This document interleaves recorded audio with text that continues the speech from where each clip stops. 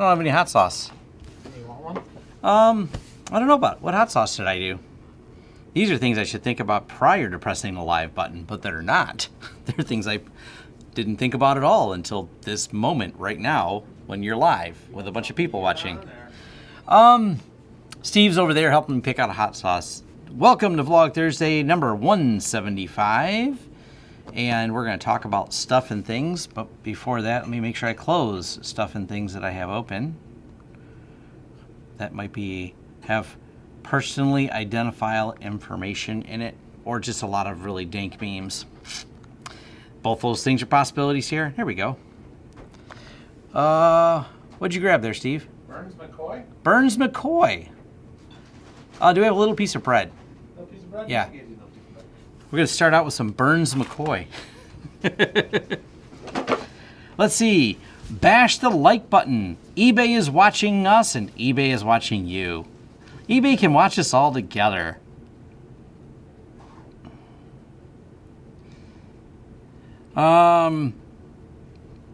Installing Zen Hypervisor on existing Linux install. Knock yourself out. Have at it. I have no idea how to do it, and I have no interest in doing it. So I get a lot of weird questions like that. I mean, to me, it's like when there's no use case for that. Sometimes I love things just for science and for fun, but I got to find the time to do things that are for science or for fun, and I just don't have time to do that particular project. So while I think that does sound interesting, I'm gonna finish my coffee. Coffee, hot sauce, not great. You have a coffee at this hour? I am having a coffee. I was out of Red Bull. Please talk a lot of business. All right, fair enough. Thank you, William Daughtery, for the donation. It is greatly appreciated. Instead of a beer, Tom I have a hot sauce squeezy bottle. So that's the thing. But let's go ahead and pour a little hot sauce in. I've finished enough coffee. Steve, can you do me a weird favor? Sure. I realized I had bumped the camera. If you just flip the little screen around, you can look and just make it not bumped. It's cockeyed, I think. Like square to camera, so it's square at me. Or is it? And it looks bumped. It looks actually really square relative to... Okay. It looks like it should be turned this way, like clockwise, just a little bit. Like rotated? Yeah, just rotated. No? I mean, it looks... Okay. I'm overthinking it. Maybe a little bit this way. Okay. If anything, but I don't know how to do that. You can just literally physically lift it and move it a little bit too. It's not that heavy. Like, is that good? I guess. I'm overthinking this. There. Now it is. I moved myself. It's probably easier. All right. Enough distractions. I don't understand what you wanted. You made it sound like it was rotated. It feels like it is, because I'm not looking straight down the barrel. The barrel looks like it's looking past me here. Is it square to the table? Oh! Yeah. There's a couple different ways to do it. There's a little lever. I'm looking Okay. to see how square to the table you are. It's hard to tell with the legs the way they are, but I it know. looks pretty... Okay, then we won't worry It is, about it. I mean, Does it bother right. any of the audience before I It is slightly right, I'll say that. Okay. So do you want to go slightly left? Go slightly left. There. That's fine. All right, cool. All right. All right, now we've settled it. Now it looks right. Did anyone else think he meant like this? Because when the words he used made me sound like it needed to be rotated. That's really good. This is Burns McCoy hot sauce, smoked habanero, and roasted garlic. All right. Enough shenanigans. Actually, I want more shenanigans. Hey, Fargo, what's that place with all the stuff on the walls that you like? Shenanigans?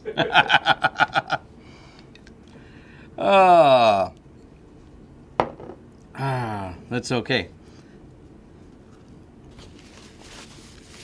I'm making sure not to have anything crunchy because someone was really upset that I made a crunchy noise, which I would actually, if I was listening, I'd be the upset person because I hate crunchy noises. I have thrown people out of my office for crunchy noises. Oh, I'm not centered in the screen. I'm probably centered if I move up No, it's not the camera. I'm centering myself between the TV behind me. Which, I don't even know if anyone knows who moved the TV. This is an L480 ThinkPad. Social distancing. Oh no, the rack is leaning. That's a different issue. That's different issue altogether. This rack's a little, because when we pushed it, the floor is a little. Well, that too. The floor is a little. Yeah, our floor is a little bit off. All right, back over here.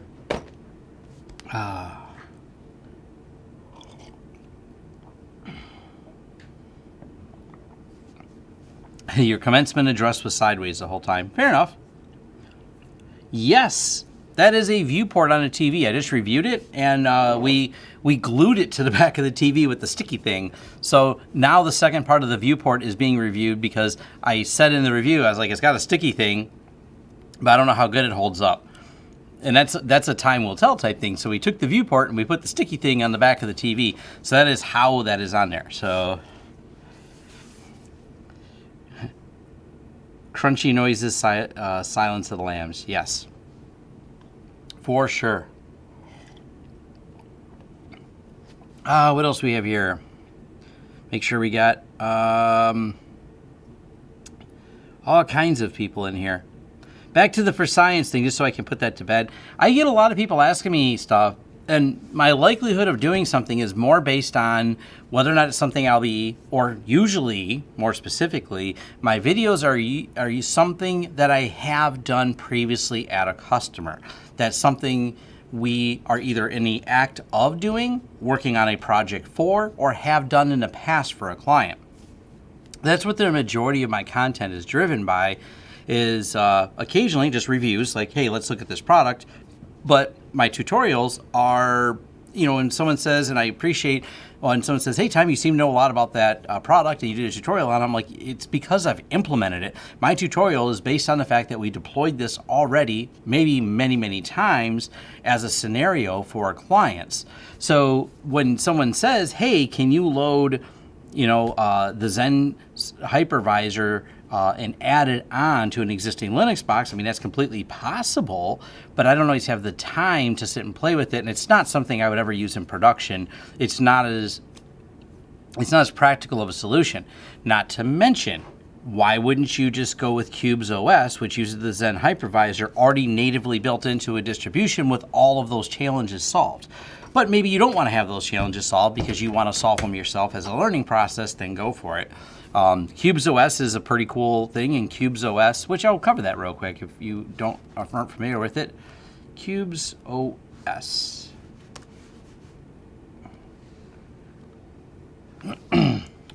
Cubes, a reasonably secure operating system. And Cubes version 4 is out. Cubes is a really slick system, but essentially you're taking and running the Zen hypervisor and having it all within one operating system and hypervisor. Hey, Steve, it's on the edge of the table. What? I'm done, just so I don't forget it. There's chocolate on the floor. Oh. Yeah. Sorry. That might be me. But Cubes has, and it compartmentalizes using the Zen hypervisor, all the different things and creates essentially quick disposable throwaway VMs, but you can also run other things inside of it. So if you were to go that route and try to run Zen hypervisor in a Linux distro, this is probably a more complete product if that's the way you wanted to go. So just throwing it out there for those asking the questions about that.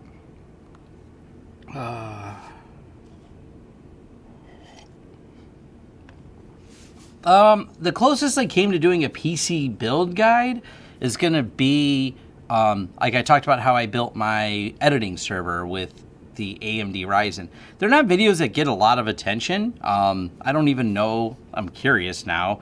I don't think they get a lot of views. So let's take a look. And not that I'm 100% just I want views, but it's like building something that nobody wants to watch is kind of a lot of effort for over 9 months. It got 19,000 views. It's not terrible, but that's this video here. and I just run through the parts list of my particular system, which is stupidly big with nothing in it. I do want to replace the case. It's just not a today or tomorrow project, because I don't like this case, but it's on the floor and it doesn't bother me. But if I ever rebuild it, it's definitely going in a smaller case, because this case is stupidly big and there's no hard drives in it. There's just I have two NVMEs in it. That's it. So there's no drives, there's no CD-ROM. It's like a motherboard with a big processor, a 10 gig network card, two NVMEs, and this is my editing station right here. It's a Ryzen 3900X. It works wonderful. I love editing on it. It's actually brilliantly fast. It works very smooth. I built this on August of 2019, and I'm as happy with it today as I was before. I don't really have any need to upgrade it, because I think I commented when I did a follow-up video on this particular device right here. And I think I did one more video after this, but basically right now it renders with the new Kden Live for 20 minutes of video takes something along the lines of 8 minutes of rendering. So it's so fast, I can't complain about it. So it's been a great system for doing that.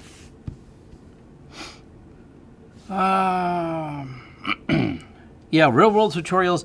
Well, and that's one of the things I try to focus on, real world tutorials versus made up tutorials. It's hypothetical versus me showing you how we real world and not lab. A lot of people will show you how they built their lab. And granted, I've got plenty of tutorials because my lab is going to be different than maybe what we build for customers. But it does come down to you don't understand the challenges you face with the product until you've deployed it at a client and put it into use. Then you see the product differently. Then you have the scaling differently. Hot, maybe nose run a little bit. So you understand it differently when you've done it. You've troubleshoot things differently, and nothing, no real battle plan survives contact with the enemy, and no properly implemented system survives contact with the end users, because it's not properly implemented until you watch the end users go, how does that work again? And you watch them not use the product properly, and you go, oh, now I understand the gap in deploying this is you need this level of training, or you need to configure it this way because the end users are going to derp their way through it differently than you expected. And it's not that I'm making fun of end users, it's just the fact that there's often a challenge in connecting with them to figure out how they think of technology versus how you think of technology. And the goal as a technology service provider is to bridge that gap all the time. But you have to find the gap. You have to deploy it and go from there.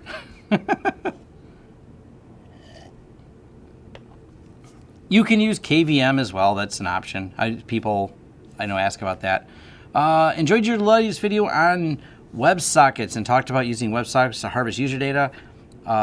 Yes, it's definitely an interesting proposal. It's a problem because it's more than just a proxy, because so many things need it. And this is the problem with proxies, with web filtering. If you go, it's like, it wasn't that long ago, and it's pretty much a dead deal now. Everyone's like, oh, you have to disable JavaScript. Everything's run NoScript, and the NoScript plugin, I think it was for Firefox. It's been a while since I've seen that one come up, but it breaks all functionality of the web.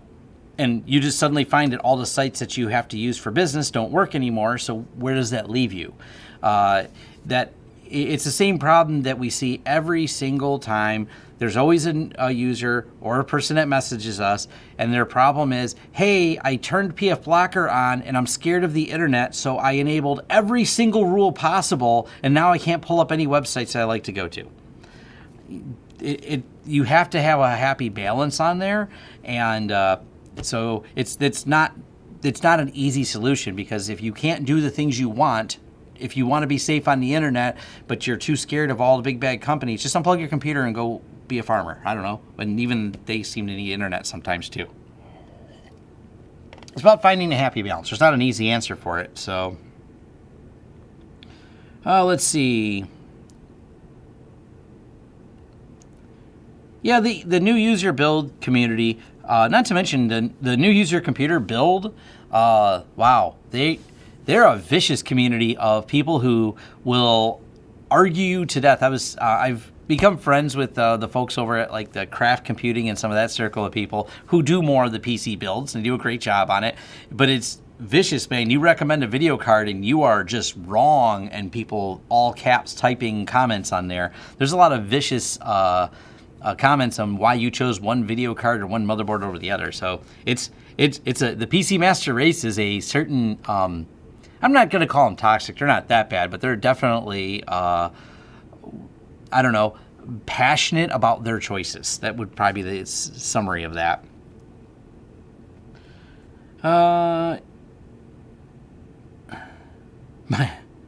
My build videos are never suggested. Well, I have 2 of them, so that's probably why. I think there's 2 build videos I think I've done, so it's not likely. Nagios, I just am not a Nagios user, so it's not likely I'm going to revisit. I don't have the time to research Nagios. I'm aware of it. I know of its existence, but I just don't have the time to research it. Maybe one day I will. So I'm always working on that.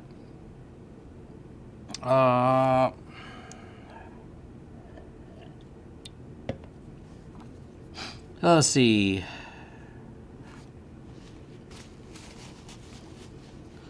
What else do we have in here? Hello from London. Awesome. I always like knowing people from far away. That always is cool.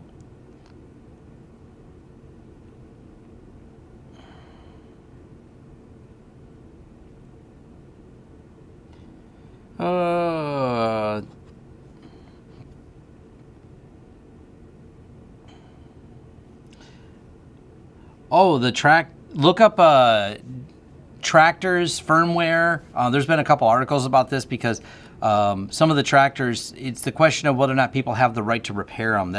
John Deere's been messing with farmers, and they've had to hack tractors. It's actually really interesting. Would like to know security side of data center, what skills might be required. I don't know. I don't work in a data center. And it's complicated to get any video in a data center. We've requested and mostly been shot down when we've asked to do any type of video in a data center. We've had meetings about it with people. They seem open to it, and then they change their minds. So it always sounds like a good idea until they see the camera.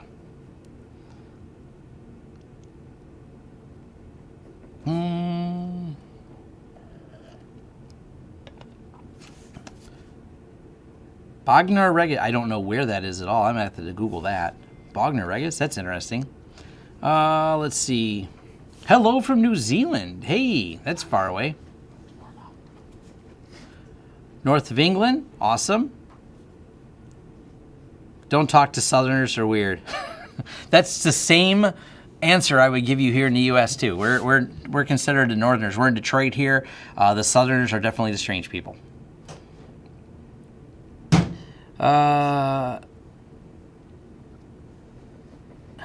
Yeah, PICs are even not allowed in a data center. So it's those things like talking about here's the thing, what skills are needed in a data center really depends on your role. I mean, there's not a lot of physical people working at the data center. There's usually people working a NOC, so you have people who are, working the network operations center for outages. Google's done a little bit of tour of their data center. They got a guy that wanders around in a cart replacing hard drives. I don't think that's a high-skilled job. You just need to probably pass some background checks, and then they have you wander around replacing bad hard drives in there. So there's different things that you do. There's cabling specialists who physically build the data centers, but they're not always staffed there. They usually bring them in when they do the build out, and then they don't see them again. So there's the build. I don't know. There's a lot of different. You have to start by what is the job you want, because I want to work in a data center is not a job title. That's just a location title. So you got to think about the job you want to figure out what skills you need to have the job you want. It's kind of saying, I want to work in Florida. Other than you should have a tolerance for the heat and not being bothered by bugs in Florida, man. Those are your requirements for working in Florida, but not the job you want. Kentucky is southern, yes. Florida's a northern state. Florida is its own world. Yeah, Florida's its own place. That's how I would look at it. South Wales. Yep. All right. What else was like? Oh, WebSockets. That's what we actually had a topic we were talking about. I want a job installing UniFi equipment. You want a job as a network engineer, and what you want to do is currently install UniFi equipment because they are popular right now, but they may not be popular forever. So your network engineering skills are important. And then from there, you layer on top of network engineering skills, product skills, like knowing how the UniFi dashboard works or knowing how any particular product works. So you're not talking about just having a skill set. It's kind of like programming. There's really strong fundamentals you should have for learning of programming in general, and then specifically you may specialize in different languages. But the pivot from one language to another is more about nomenclature. So the nuances of one language versus another language, like, oh, I started with Python, but then I moved on to Golang. Well, cool. There's different ways that the code is implemented, but the concepts of programming and the logic behind it are mostly, the fundamentals are the same. I kind of look at the same in network engineering and things like that. Same things. So, yeah, Google Florida man, always interesting.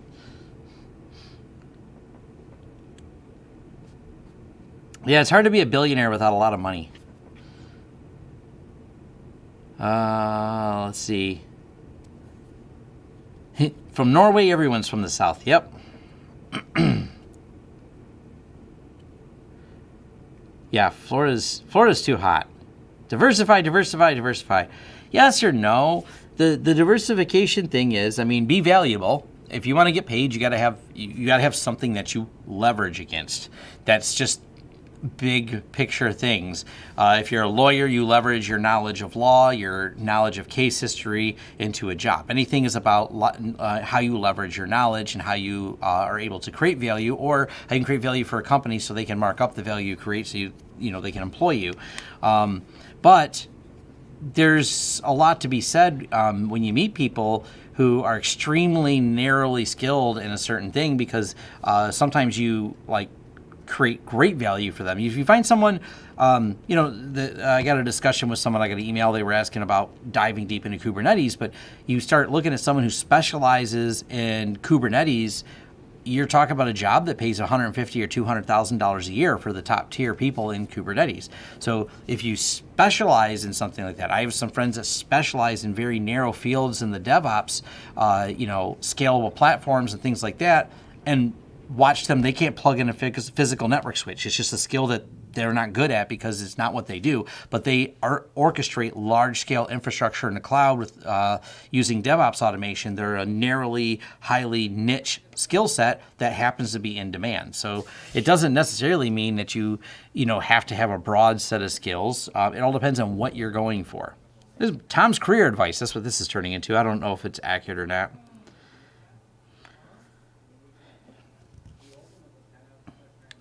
No, it's not a great idea to have it's not impossible to do. There is probably some way that I will not do, not likely, not saying never, not likely ever to do a video on where you try to build XCP-ng with its own dedicated. The concept I'll throw out there, it's on your own to do this.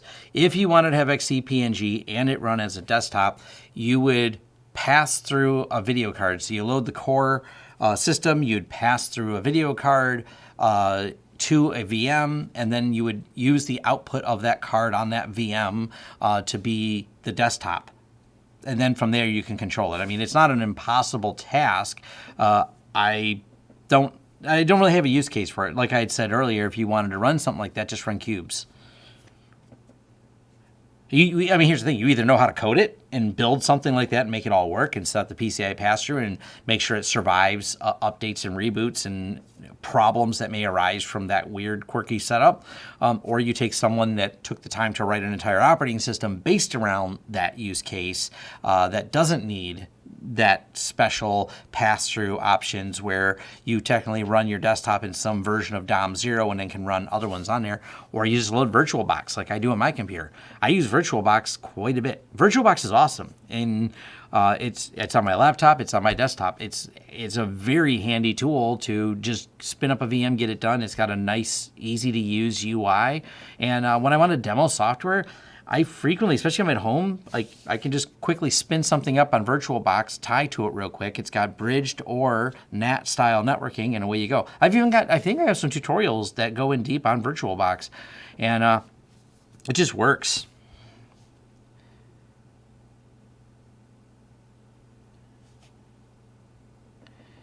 pfSense virtualized at XCP, unable to create VLAN. Yeah, don't create VLANs in pfSense unless you want a headache. I covered that. I have a video on it, and there's a extensive write-up in the XCP-NG documentation. It says you create the VLANs within XCP-NG, not within the pfSense.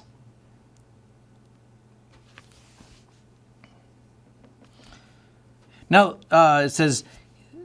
So Barry says he works in a data center in London. Now, one thing that's fun, if you don't know what you want to do for a living, even getting a help desk job or even a basic job at one of the, something like a data center, and you're like, I don't know what to do, but it seems like working with technology seems fun.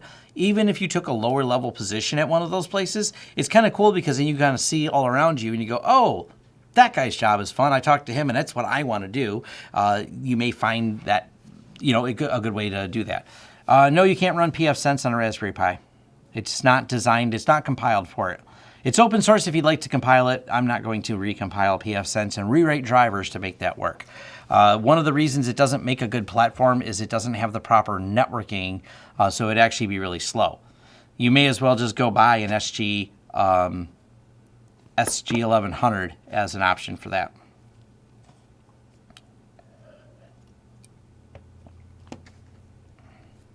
Florida has no snow.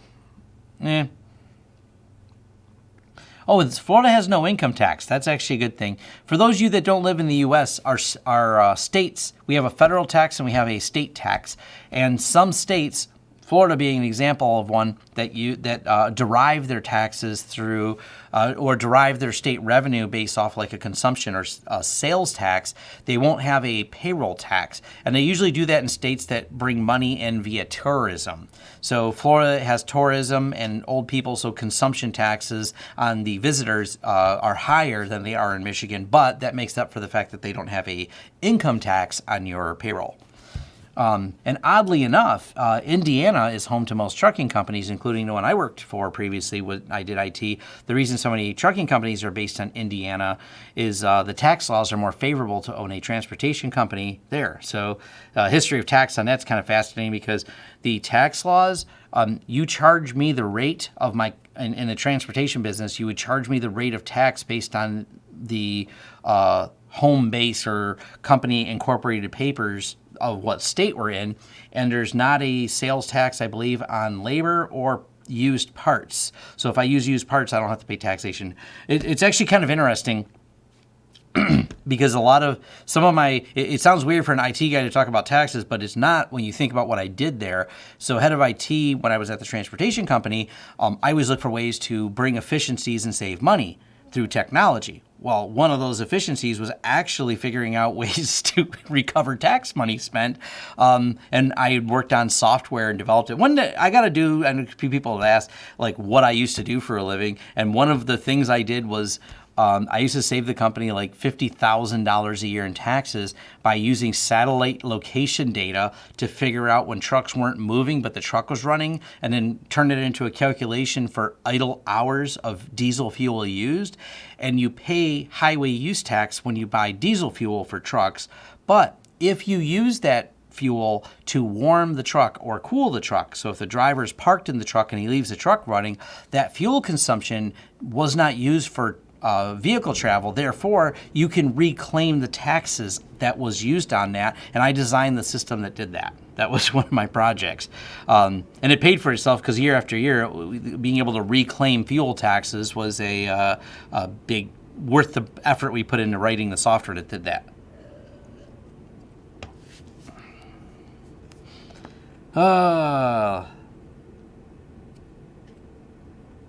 Yes, matter of fact, so the company reached out to me that makes the PC engines. I believe it's this PC engine. So they're going to send me some sample products for me to do videos on and talk about them. So I will be talking about that. It's another way to do it. If you want to build yourself a pfSense, not Raspberry Pi 4, but have something that has a few network cards on it, PC engines ones, I'm probably going to be playing with those. That's going to be kind of fun. So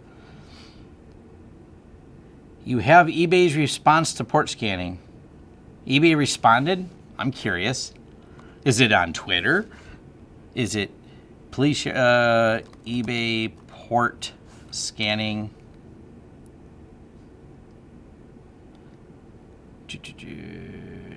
2 days, 20 hours. Is it in the news? We can look together. We can read the news together. Breaking news, probably. How to stop it. Where's the transparency? Security researchers at NullSweep recently discovered blah, blah, blah. Block. You don't want notifications.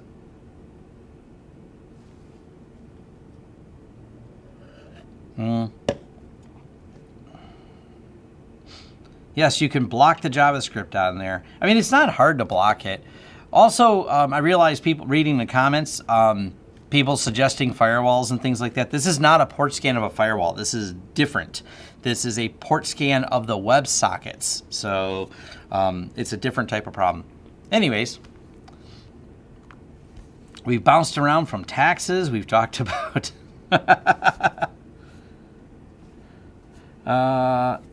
I've been working on the Tesla videos and thinking a lot about how I want to do that. So here's the challenge, and I don't know the answer. The group here that watches this live stream is different than the general audience because I have so many more subscribers than I show up for a live stream. That being said, here's where you kind of break the YouTube algorithm. If I have videos that don't align with my subscribers' expectations, when I release videos that are too off, like I see people, hey, do more hot sauce videos. Well, Google's analytics is kind of proving it. I lose subscribers on there. They go, this person has irrelevant content. I subscribe because he talks about technology. The Tesla is probably a good divide in between where people still like the Tesla videos because I come at it from a technology standpoint. But it's one of the reasons I have a hard time doing a hot sauce video. I lose subscribers every time I post one. So less people. And it's not that I'm trying to only build this channel to gain subscribers. But here's a perfect problem that we've run into. Is an example. I did How They Got Hacked. We put the first few episodes right here on this channel. And then we started uploading the episodes again to the second channel that we created for How They Got Hacked. So it had a dedicated spot. You could not search and find those videos until we had at least 3,000 subscribers. And if you type the exact title, How They Got Hacked, episode 47, like if you put that in, only until more recently, my YouTube channel with a different title came up ahead of, and we're talking like 10 videos ahead. So your content becomes undiscoverable if you don't have enough subscribers. Your content becomes more discoverable if you do. Now, YouTube doesn't disclose any of this. It's all a guessing game from me and other YouTubers, including like my cousin. We've had discussions on this. She's got close to 1 million subscribers. So it's one of those things we discuss about how hard it is to launch secondary channels. Because she has her primary channel has close to 1 million, but her secondary channels, it's taken so long to build them. You have to really push hard because there's no viewers on the videos, even though they're well titled and well thumbnailed, until there's at least so many subscribers. And that number seems to be about 10,000 before you just kind of show up as a normal search result. See, I don't know. I know Jay's 2 cents has Jay's 2 cars. That's a good point. Here's the thing. I'd have to create that much car content around the Tesla, and I'm making like 1 video, 2 videos at a time. I would have to really work on putting an entire content plan together, and I don't know. I know I'm a car enthusiast, and maybe one day I'll get deeper into doing car videos, and that would completely go on a separate channel. But it's a lot of time to produce a bunch of car videos as well. So, and built, once again, that problem of launching a new channel. Chris from Crosstalk, he tried putting a couple of his Teslas on videos on a new channel, and I think in the end he ended up putting them back on his channel because they got no views. I don't think they broke 100 views, and they break out, he's got quite a few views on them on his own channel. So that's definitely one of the challenges with that.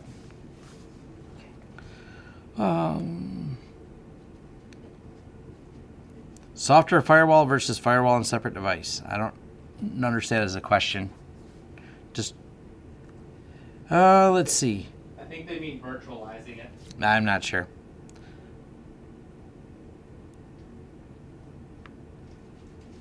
Hey, Wendell from Level 1's awesome.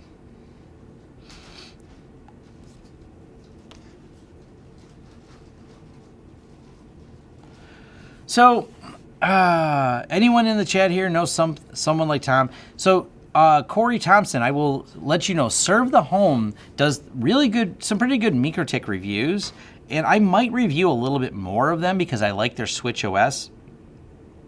Wendell tweeted out a couple times some of my videos. I'm assuming, I know when Wendell tweets my videos, I definitely get subscribers. But Corey, back to the question you had. 8-Bit Guy is great on Tesla. But the MikroTik, look at Serve the Home. They've got a couple of those reviewed. Now, one of the things I like that Serve the Home did, I didn't take the time to do. They went and played with some of the routing functions, and specifically, that's over there, the little 10 gig MikroTik switch. So one of the challenges with the MikroTik switch is it checks the box. And this is one of those things that I've tried to explain to people, and I think they articulated it a little bit better because they had all the speed tests. On Serve the Home. So this little MikroTik, and I've seen people go, well, it's better than UniFi because it has layer 3 routing capabilities, blah, blah, blah. And I'm like, really? And they showed how dismal the speed and how it's one of those, well, it has it, but it's not useful. And that's one of those things. MikroTik's like, hey, we stuffed a massive amount of functionality in here, but it's not practical to use because it won't do those routing functionalities at scale. As a matter of fact, they show as they build rule sets how quickly the nosedive was for speed on any type of rule set. I mean, it routes 10 gig, so if you just want a 10 gig switch, great 10 gig switch. And this is the challenge with some of the other ones. Now, that being said, they had a review of a couple of the MikroTik switches that are really kind of cool. One of the things I liked about them were the MikroTik switches price value points, and combine that with the Switch OS. So Switch OS, I'm going to do an updated video on Switch OS on this particular device because it's the same on this one as it is on the larger MikroTik devices. And the nice thing about Switch OS is it's just easier to configure without having a ton of menus. It's a little bit laid out in a more simplistic manner, so there's a less steep learning curve. And if your goal is to just have a switch that, like Corey Thompson mentioned, maybe you want to build it as a core switch. Now, one thing Serve the Home pointed out, and I think they're right on the money on this, the MikroTik switches don't have some higher end features like a removable power supply and blah, blah, blah. But they don't need to, because you can buy 4 MikroTik switches, maybe even 6 MikroTik switches, compared to the equivalent of like a Juniper switch. So you could start building redundancy and buy multiple switches or keep a hot spare on hand and have the config file at the ready to drop in there. And it's kind of an easy solution. So I see the value in MikroTik in terms of that. But I still find them to be a quirky, and if you read through the errata when there's updates, they have a lot of weird bugs in them that they do have firmware updates for, but they're still a little bit of an odd device. But the cost savings are definitely there, I won't argue. You can't buy a 10 gig switch this cheap from anyone else besides MikroTik. It's 4-port SFP, 4 10 gig SFP plus ports that do support, although it will overheat if you were to stuff these with these little RJ45 to SFP plus 10 gig converter modules like I have in this one here. But hey, you know what? The price point on it, really good. I think it's a really good price for this switch.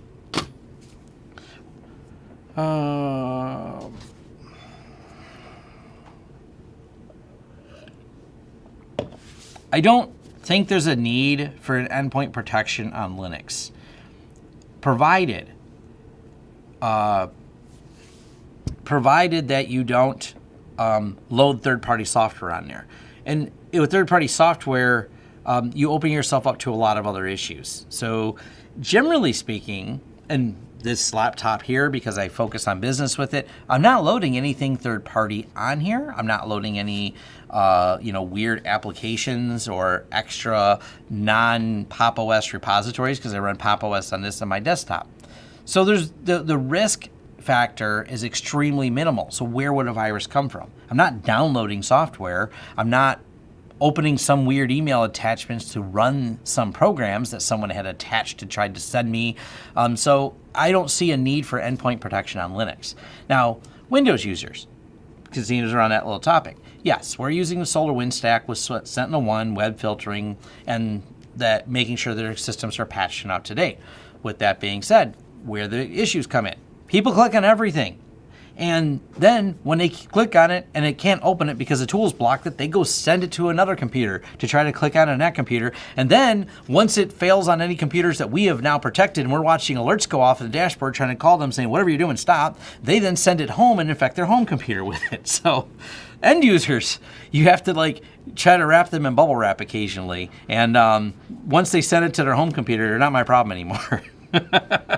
So that's why we do focus on the endpoint protection. We do make sure we have everything is possible we can to mitigate everything around end user, but for Linux itself, no. Linux hardening tips, there's not a lot you have to do in Linux to harden it. It's more of don't do things like, hey, don't enable SSH unless you need it. Turn on the firewall. Make sure that's enabled, because do you need ports open? Probably not. And I see people, but I want to share files from my laptop, and then they take it out into a hostile environment, such as a guest network, and then people can then access their files. But that is not out-of-the-box config. That is something you made changes to. And I have a video on firewalls for UFW firewall for Linux. It's super easy. It's one click to enable full blocking of everything, and it's just outside of that, there's not a lot you have to do. It's more about what not to do than something you have to do from the default load. So maybe I probably will be doing that soon. Don't disable the password check for sudo. Yeah, leave sudo at default. Don't turn that off. Leave password logon on. So it's always about things that you should be doing, not things you shouldn't be doing is the best way to describe it.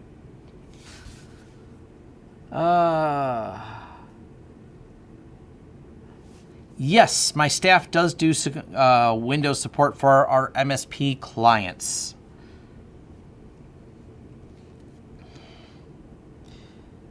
Yeah, or take your laptop to DEF CON after you open up all the ports. That would definitely cause an issue. Hey, it's my son. Let me answer the phone real quick. I'm doing a live stream. What's up? Okay. Sorry about it. Oh, no bother. What's up?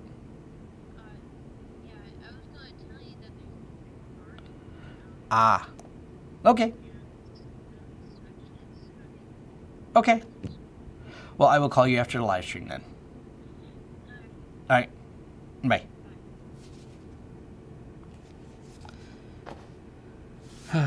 All right. Sorry about that. It was my son. We were playing phone tag a few times, and I want to make sure it wasn't anything. Yeah. Oh, enable root login. There's a great idea. Patch and update. Linux does that pretty good by itself. What was the other? Someone else had another fairly good question in here.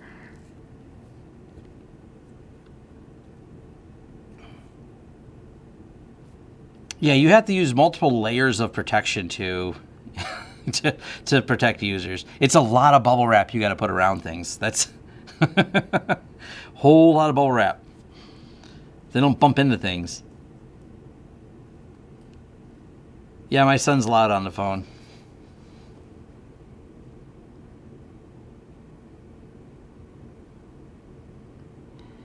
Ah. Multiple ogres. Yes. Yes. Providing security protections like an ogre. It's in layers. Reference to that movie. I forgot the name of the movie now. Anyways, ogres have layers. Security have layers. Onions have layers. So, I don't use the canonical live patch. It's pretty neat. But yeah. How do you choose the best AV? Throw darts and hope it lands on the one that we chose that is the best one. There are no absolute solutions on there, which is one of the reasons some people have asked why we run Huntress with Sentinel-1. They think there's a conflict there, and there's not. We trust because I've worked directly with them, the cybersecurity engineers that work for Huntress are a super solid group of people. And I don't personally know anyone at Sentinel-1, but Sentinel-1, after playing with the product, a pretty solid product. So the combination is we're using Sentinel-1, these are the endpoint tools, and we are monitoring with Huntress. And the goal is that nothing will get through both. The downside is this is kind of expensive, and it is the downside to it, but it's one of those things. We want to provide really solid protection.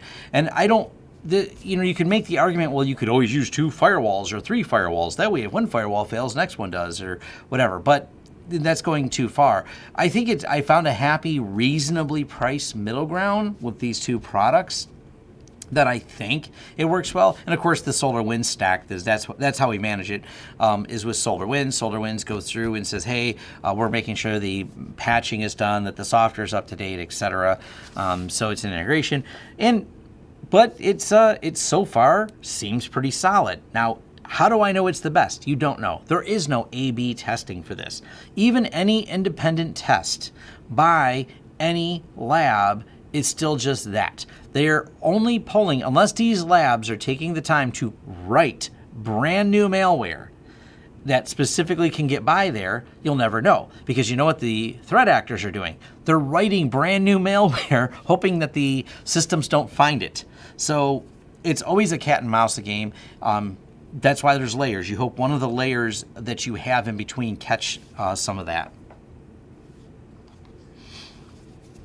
Let's see. Trend Micro is interesting because they were a couple weeks ago, Trend Micro was in the news because the company got hacked because of Trend Micro. Trend Micro had a flaw in their product that was the pivot point, was Trend Micro. The company would not have been hacked except for Trend Micro being on there and an exploit in their product itself, which is kind of scary.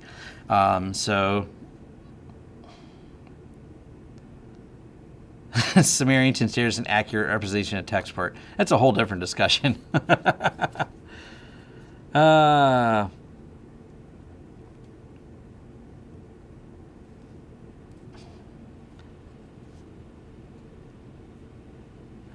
Hey, PF Sense running at a university. That's cool.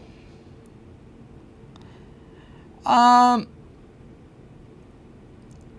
will UniFi have Wi-Fi 6 access points? I don't know.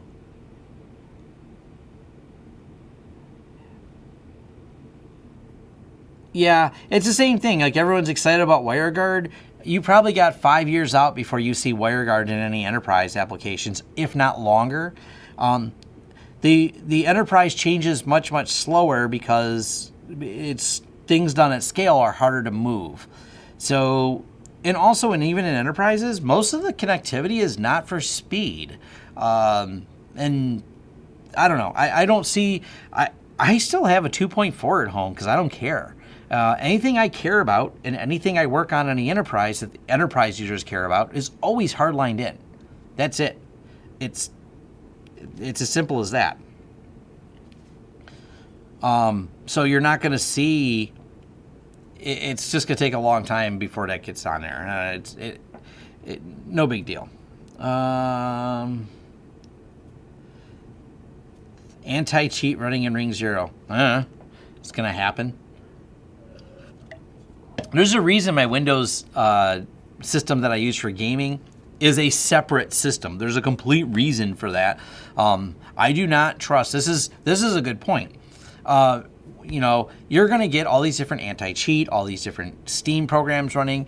I'm trying to remember, there was a game that got their command and control server was compromised on some game. There's always some potential where games are compromised because you're running a bunch of proprietary code from random sources. So you won't find Steam on my work laptop. You won't find me doing any work on my Windows desktop that I use for playing games at home. You keep those things separate. That's, once again, a place where you're opening yourself up to a potential issue. What do I think of the Nano HD? Works great. Use one.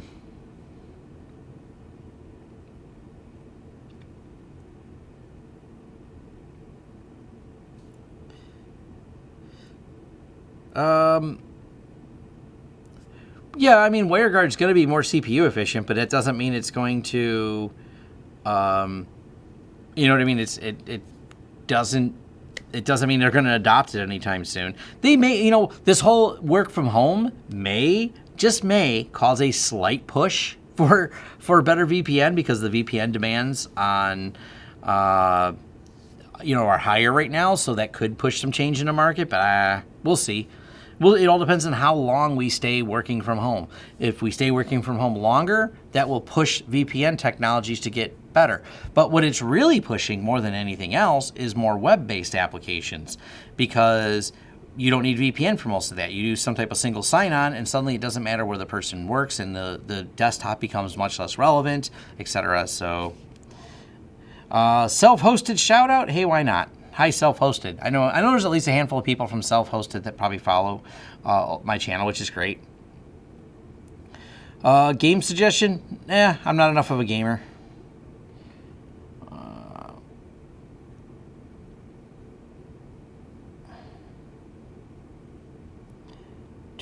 Let's see. Gaming PC and a laptop for business. Yeah, you just keep them separated.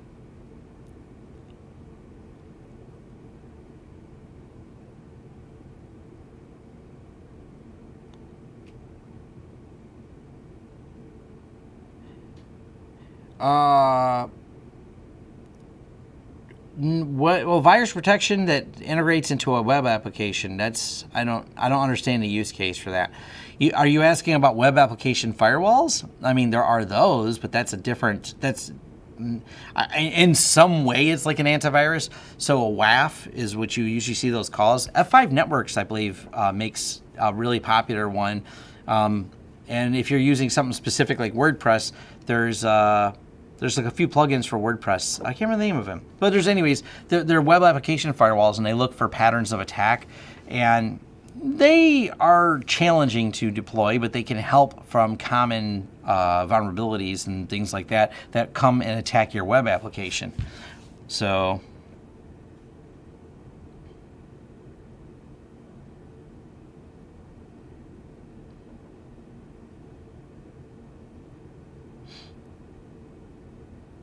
yeah. Well, Cloudflare is WAF, but different again. But yes, they do offer it as well. How do you manage workplace conflicts? I don't know. Don't have them. Fire people.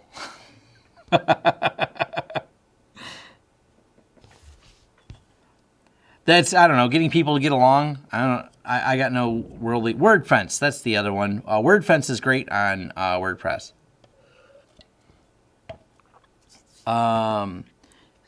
StatPing. Nope, don't use StatPing.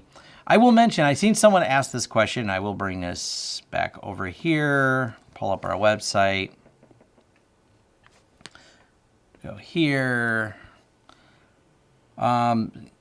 Affiliates we love. So we're careful of who we choose as our affiliates.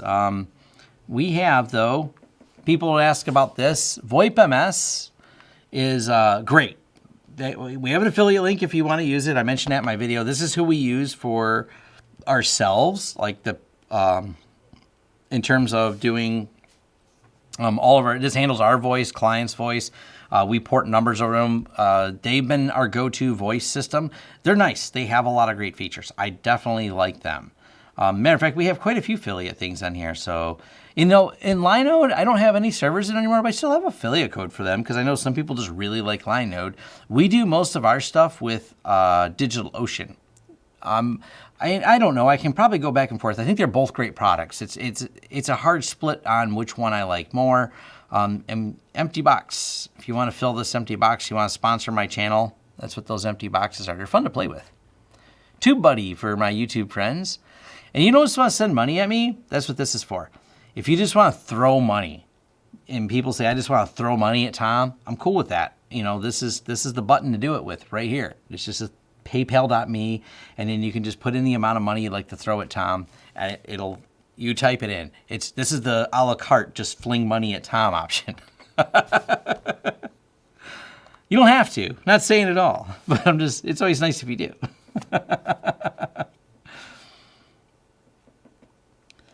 Hire well, fire fast. Yeah, there's all kinds of adages about it, but it's not as easy.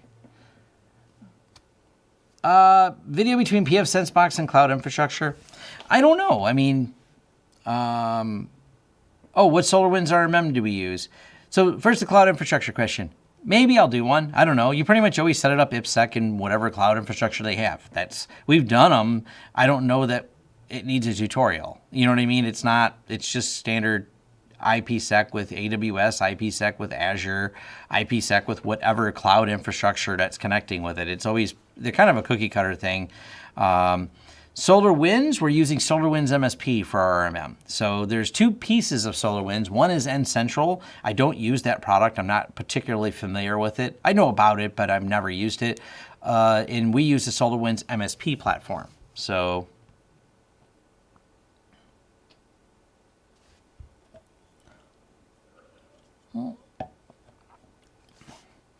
Brave browser, maybe. I've heard good things about Brave. It's been on my to-do list to check it out. It sounds interesting. I don't know how it's going to be as a long-term project. That's actually one of the reasons I've been waiting to even really dive into it. I was going to wait and see how it holds up as a project. It seems like a pet project right now. I know it's got some big names behind it, but it's wait and see how long will it actually be able to keep going.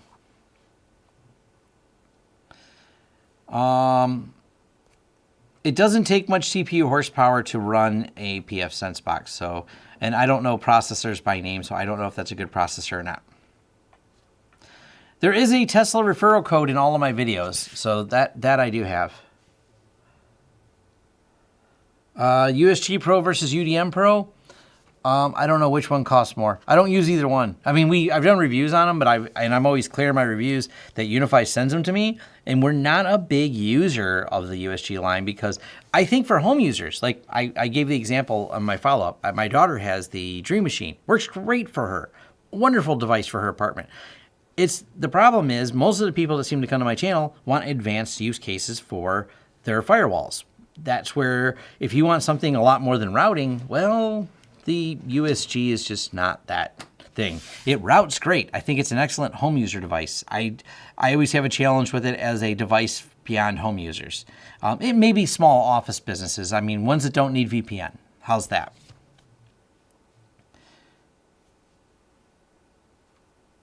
Louis Rossman, not in a long time. I've watched a few of his videos. So I don't know. I mean, I like him. He seems like a nice guy. I don't know if he said something atrocious in a video that you'll say, hey, you like Louis, but he said this. I don't know about that. So in case you're trying to pin me on some comment he made, I don't know. I don't watch all his videos, but I certainly watched them. And a lot of people do seem to like Louis. He seems like a pretty genuine person, at least from any video I've seen from him. I really like Louis's videos on the Right to Repair and what he was doing there. So that was probably the last ones I've actually watched. So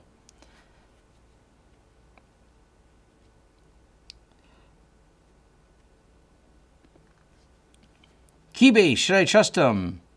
Yeah, I've got a video on that already. Watch my video on Keybase. Just look for Keybase, sort by recent videos. Built in a computer, remember to enable dark mode on YouTube. Yep, I like dark mode. You know why I like dark mode? Because this isn't a piece of paper. This is a computer. It's not a piece of paper. I like things dark and then light to come through on there. That's my opinion on dark mode. It's the right mode. I know other people have different opinions on that, but that's mine, for those wondering.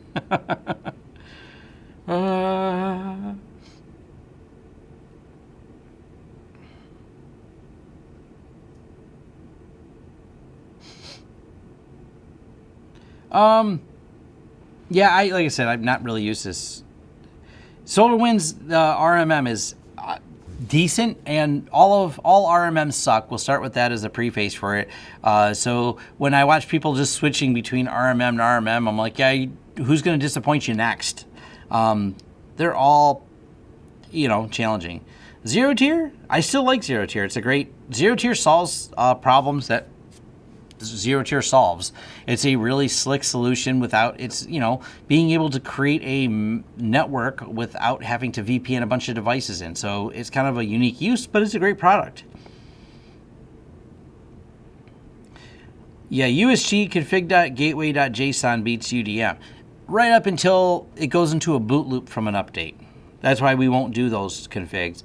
That's another thing that I keep saying, and I just keep forgetting it because it's finally kind of going away. We get a lot of people who message us, hey, can you help me do this custom config.json file on my UniFi? And we're like, no, not doing it. It's just too hard to support. It's just not worth our time. It's always buy a different firewall. If you have a use case that isn't natively supported by UniFi, buy a different firewall.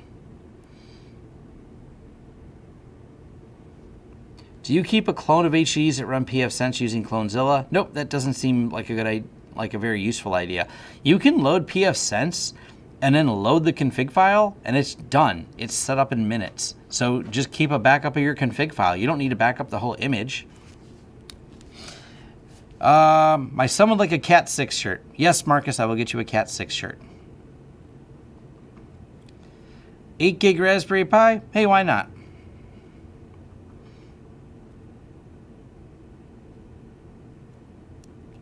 DPI IDS IPS is useless on the USG UDM. I gotta do, maybe I need to do a rant video because people love seeing the stats on the USG and the UDM, but the stats don't make any sense. And what I mean by that is their DPI system doesn't have like great controls where you can narrow it down and go, all right, I have this many users pulling this much data. Here's the block of time. Here's the narrow down. They do not get granular at all. They give you very blobbed generic stats. And I'm like, I guess someone finds that useful. It just kind of like generically says, look, you used this much on YouTube and this much for other social things. Over what time period? This kind of, I don't know, maybe since last reboot, we're not sure. Does that something fuzzy every time I've looked in the UniFi dashboard, even with the UDM? It's not like I can time slice it and narrow down, drill down to one single device, one single system and go exactly what did that system do over this time period exactly, and let me put in search parameters. Unless I'm just not understanding how to use the UniFi system. It doesn't have the best granular control. And if you can't have that, why bother having it? Just so you can have a little chart with a spinny wheel?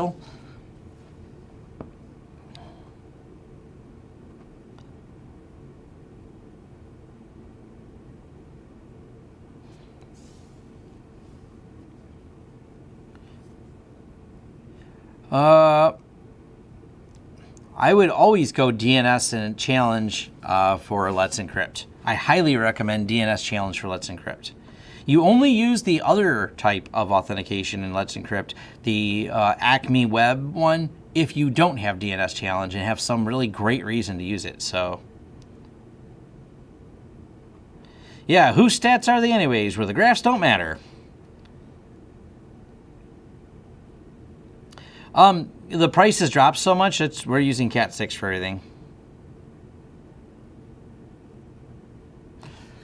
Yeah, it's finally came down in price. Now, I have a video and it's just stupid. Someone's like, oh, I can't believe you would ever install Cat 5. I'm like, well, it's half the price and nobody cares. No one's running faster than gigabit. Even today, even if we're installing Cat 6, no one's really running faster than gigabit. It's just not, it's such a silly argument people make over it, and it's not like the end of the world. 10 gig has been around since 2006.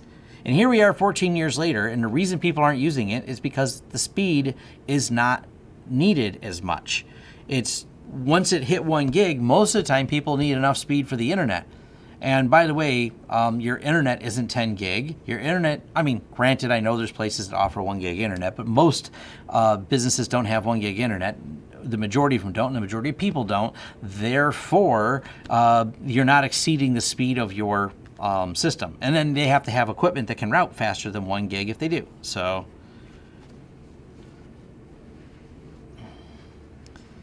yes, the Free Software Foundation uses Jitsi.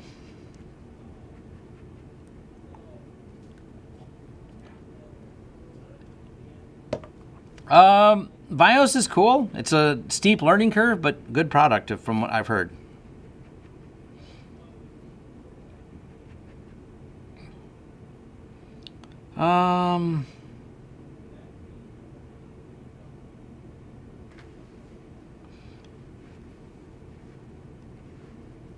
Would you use a UDM Pro or a firewall, or put out pfSense with UDM? I always use pfSense for the most part. We use Untangle as well. I got an upcoming video on the new Untangle. So, yeah, I'm sure. OC 192s, man, everyone's got them. Yeah, well, if you're talking about a SAN network, yeah, iSCSI is going to be a lot better. So, if you're doing something iSCSI, you're building a SAN, you're going to want more than 1 gig.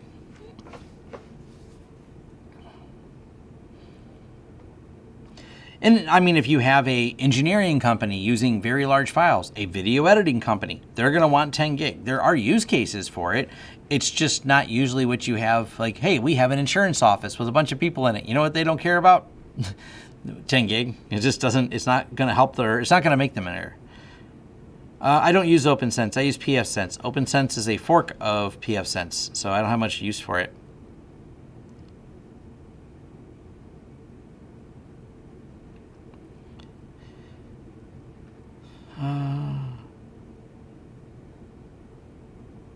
Let's see. Nope, I don't know about any employee monitoring tools. Not open source anyways.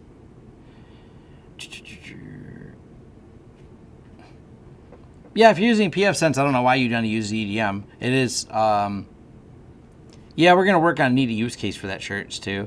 So that's definitely a thing. Right now I got my Cat 6 shirt. This is our most popular selling shirt. So, yeah, monitoring employees is a pain in the ass. There's no easy way to do it because if they know they're being monitored, they can gamify a lot of it. The way you monitor employees is give them tasks. If they aren't completing the task, figure out why they're not completing the task. Are they on Facebook? Block it. Turn it off. Or find better people. That sometimes is, another thing. What else is on my to-do list? I don't know. Everything. We have a handful of more videos. I'm working on a new Untangled 15 came out, and then Untangled 15.1 came out. So, we're working on some new Untangled videos. It's been on my to-do list. It just takes time to put together a solid review on something because I can't just share client data. I have to put together separate data that's not client data for that.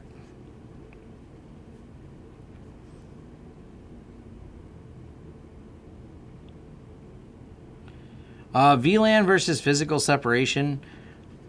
There's nothing wrong with VLANs if they're properly done. And physical separation is great. I mean, if the budget's unlimited, just run different cables everywhere. But at some point, it doesn't really matter if it's VLAN or physical because it's usually still got to go to the same firewall where the rules dictate things. So the same flaw can occur if you have a physically separate network, but you have a goofed up firewall rule. And if you have a VLAN network and a goofed up firewall rule, you're in the same boat either way. But granted, you add one more layer with VLANs because you could have, saying my financial device is over here on this VLAN, and you go, whoops, I switched it to the wrong VLAN.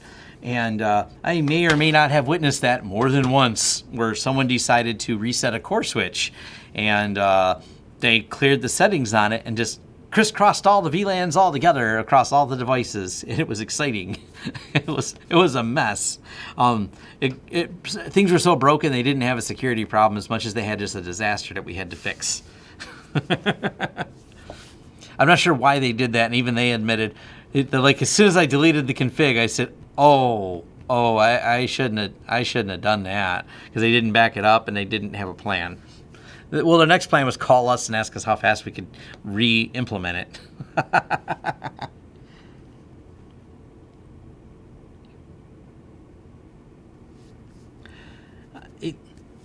I mean, here's the thing. If you have key loggers on all your employees and whatnot and full screen recording, cool. Now someone has to now watch all that data. So now you have to hire someone to babysit the babysitting that's going on. So, well, it depends on how you run the company. Whatever.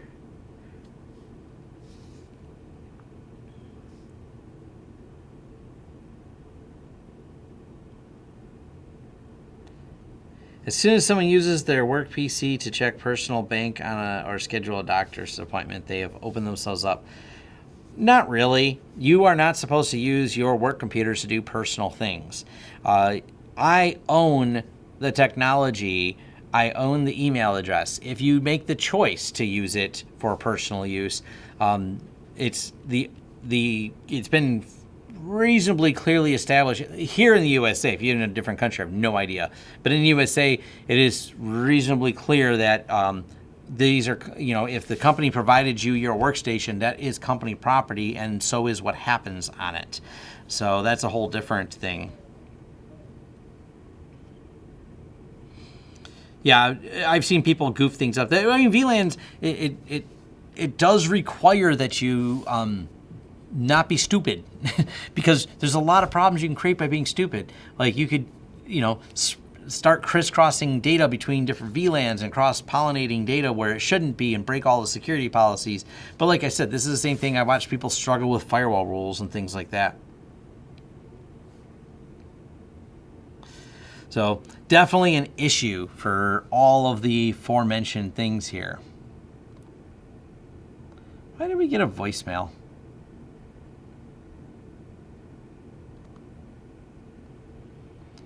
Why did someone send me this? Someone thinks I'm someone I'm not. I keep getting stupid emails from someone. I have to block them. I've now been added to something I don't know what it is, and there's apparently an appointment. Well, there's another company similar to my name that does heating and cooling. They do like like commercial heating and cooling, and we get tagged in some of their messages for webinars and things like that.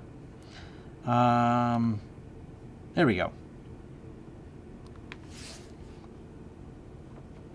Switching loops, man. Spanning tree. Woohoo! Sign time up for cat facts. Hey, why not?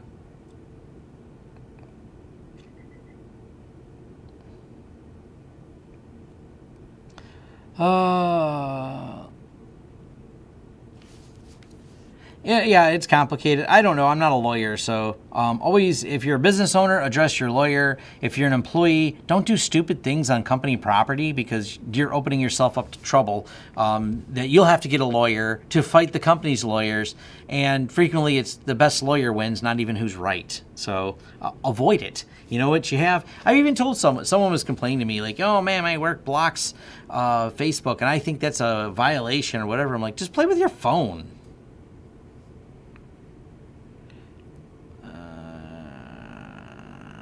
So,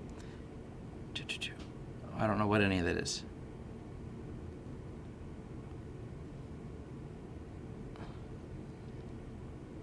There we go.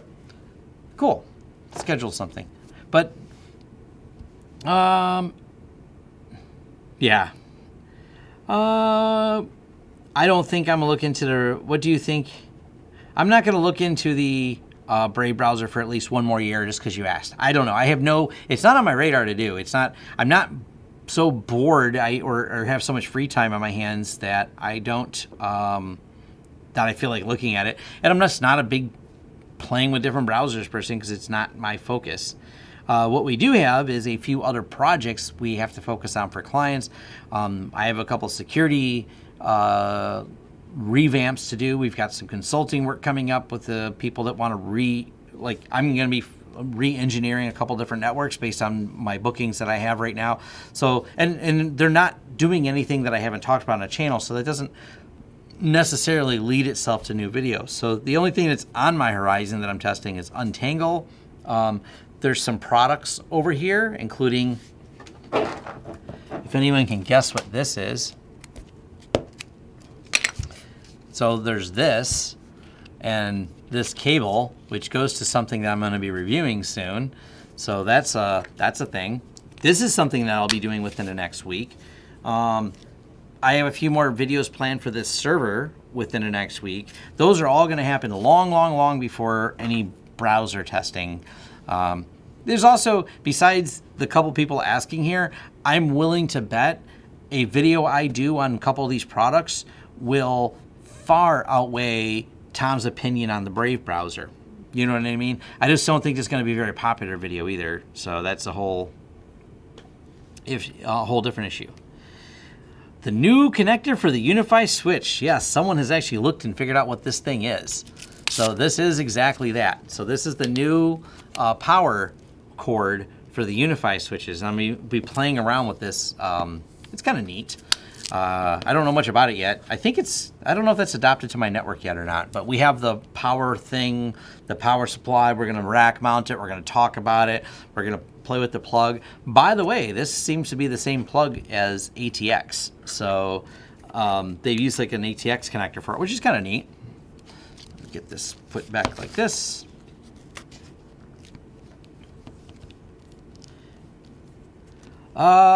Physical installs, they're so much harder to do videos on, and I have not been doing physical. I mean, we've been doing a lot of them. I have not been going out there and filming it. It's so time consuming, and it gets a decent amount of views, but it comes back to it's the most time consuming one to do. And I can rip out a tutorial video in a few hours, get it processed and done. It may take me 3 hours to edit an on-site video, let alone how much time it takes to shoot it with multiple cameras and things like that. So it's really challenging to do the on-site videos because it's like there's 10 hours of time, 12 hours of time put into one of those on-site videos. That's why they're harder to do and there's fewer of them. And the second part of that is we don't have permission to film. People aren't necessarily... we had to sign NDAs to go into one of the places. I think we're at the... I believe an NDA was required just to go in.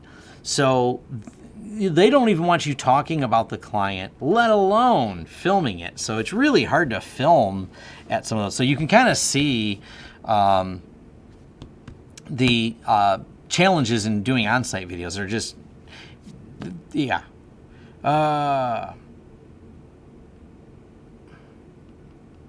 Let's see.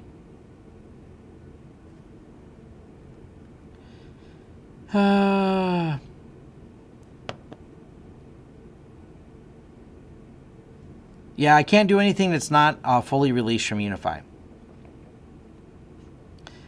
Yeah, strap GoPros to tech, except for, once again, the policy of they don't even want you taking a picture of things. Post video workflow, look for my video workflow. I've documented my entire workflow. Even more recently, I've done a couple videos on that topic. So if you type in workflow, I have the entire process for how I do that. I've already done a video on that topic. I've done more than one video on that topic. I even did a getting started with Kdenlive, and I might do an updated video workflow because minor tweaks have changed. And if you do the same video again because it was popular the first time, it's actually popular second time, and people like to see the newest version because when they look at it, they go, hey, you're using the version 19 of Kdenlive, and Kdenlive's at version 20 now, and you drag things differently in 20 than you did in 19. Can you do an updated video? Sure.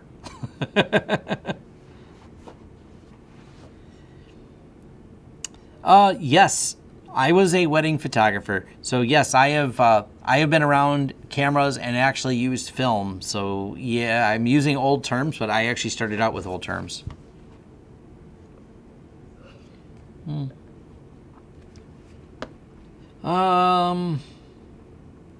Nope, never got clearance to film at the data center. That whole thing fell apart. Matter of fact, that company got bought. So that tanked everything. They have no interest in it. They're like, yeah, we're not doing that. That was kind of their answer. They're like, that's not happening.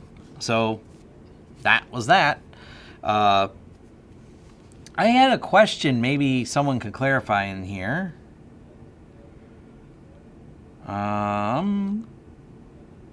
Where did it go? Let's go to the latest stuff in here.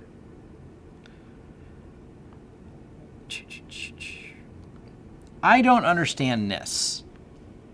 And this is in my forums, and this person's a video watcher. I don't know if they watch this particular live stream, but one of the things that they think is a challenge is monitoring multiple IPs from inside of pfSense. Now, I'm actually going to do an updated video on this because there's some nuance to it about how you monitor IPs for down. And what we're talking about here is how pfSense with, let's say, a dual WAN situation where I've got two internet connections and I want to monitor and fail over from one or the other. Well, how do you monitor to go down? Well, there's a tool within pfSense that monitors, and you can set the thresholds for failure. Now, those thresholds for failure are latency and packet loss, or of course, a complete link down. That's an easy no-brainer. If the link is down, it's broke. But rarely does the link go down. More likely, one of the two providers fails. Now, the way you handle that in pfSense, if you have a monitor IP, what should that monitor IP be? Normally, you want the monitor IP to be the gateway, because the default gateway should be one hop out. But there's exceptions. The default gateway sometimes, in the case of fiber, if you have a large block of IPs and you have them delivered to you via fiber, frequently the gateway, the first hop, is in the fiber box. So monitoring the fiber box doesn't make any sense. So you have to go one hop in to whichever the next hop after the first hop is. So second hop, that would be located within the data center, because you're looking for a connection failure there. Now, I kind of get what they're saying. They're like, well, it still might not fail over because there's some routing problem at the data center, and I should have an external IP to monitor, and you should create an aggregated profile of everything that's down on that particular link before declaring it down and switching over to the other one. I kind of get where they're coming from that, but the part I have a harder time understanding is this just is not really much of an issue for us. It is such an edge case to say that the internet provider was up but was unable to route to all these IPs, but somehow was still up otherwise. That is such a rare, as many systems as we have with dual connections, that is a rare thing I run into. Maybe they said they're in Germany, maybe they run into it more. Am I thinking too much about it, or am I wrong and I'm just lucky somehow that in my years of doing this, we just rarely have clients who go, oh no, man, I know you can ping the gateway, but everything beyond the gateway was down and it caused a massive problem because it wouldn't fail over to the other side. And generally speaking, after a while, if the client calls you if there's some type of weird issue like that, or they go dark on our side because they can't see things and we notice everything going dark, and then we have to, log in maybe through the secondary connection because we can't get through it through the primary connection, and that might be an issue. But that's just not that's not an often occurrence at all. So I'm kind of throwing that question out there, and actually let me leave a link to it. I just don't see it that often. And their complaint was pfSense should have a way to make a list of IPs to make an assessment on the quality of link for each WAN interface. I don't know. Hey, Riley Chase.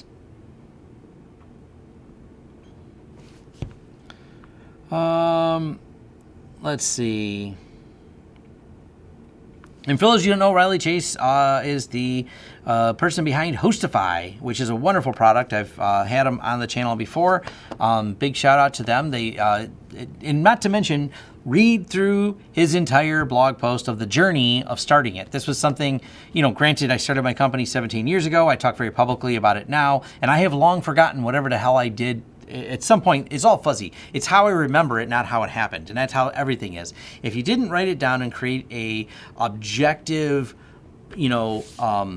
exactly timeline of how things happen, when you remember things, you remember them as you remember them, not exactly how they happen.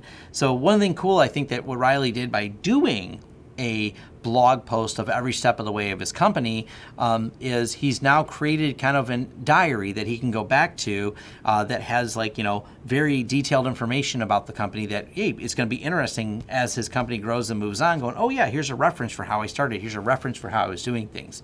So I think that's kind of a neat thing he's done, as well as doing the HostiFi thing, which is pretty cool too.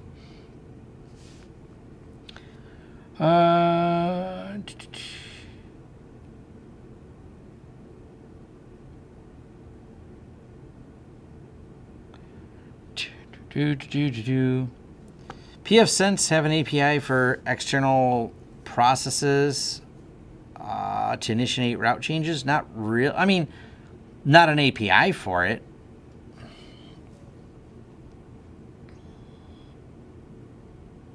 Yes, there's only 56 likes. Bash the like button, please.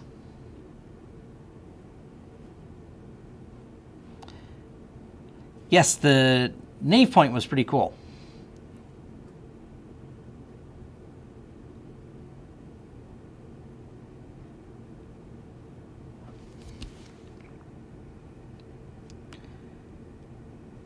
So, anyways, yeah, like I said, I'll do a video on the whole monitoring thing, but it's not something that's a major issue for us. It's not a if you want to use ZSH, I'm fine with that as well. So whatever your favorite shell is, as long as you're destroying the like button with it, I'm okay with it. Yeah, it's like, I don't know, this person, they kept saying I'm not understanding. You can read the forum posts, it's all public forums, and but it's, I don't know. I mean, I don't see this as a problem as much for us. It's usually up or down. Comcast, being really big provider, we use a lot of here in the Detroit area with a lot of our clients, and backup is either Wide Open West or AT&T, and it works. And we have some clients that are using fiber and then have a Comcast as a backup, and the same thing. Now, that's why I mentioned like the fiber one, where if they're bringing a fiber box and a block of IPs, well, yeah, there can be a little bit of an issue, because if you monitor the first hop, it's the fiber box. So if you cut the fiber line, which that has happened, it's not going to go down, because it's going to say, hey, it's not down. I can still ping the gateway. Well, the fiber line's cut. And more frequently than not, when we're dealing with outages, it's cut cable lines and cut fiber lines, either in client or neighborhood outages, like Comcast going dark. It's even happened to us. We lost, when Comcast went dark once, because we're a Comcast user, it just goes dark. It's right away. PF Sense is like, yeah, it's broke. It just lets you know it's down. So it's not like I have to qualify a list of IPs. Now, also, I've seen some people stick an IP address to ping, and maybe this is a use case where you have both WAN links checking that other IP and seeing which one can or can't get to it. But if that IP goes down, it thinks both links went down, you create a different problem. So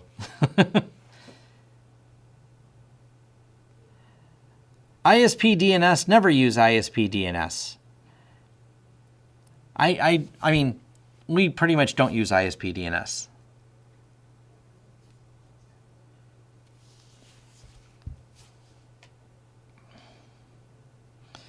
Have you done a YouTube video and describe how to create a VM? Yes, I have a from start to finish video about XCP-NG. I got more than one, so.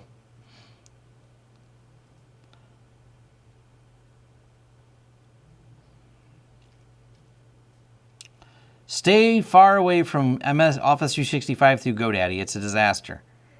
They break the stupid system. They don't give you, if you buy Office 365 through GoDaddy, it's a terrible experience, because their customization, they have certain things that are grayed out and not enabled. They do a weird custom Office 365 integration that's messy.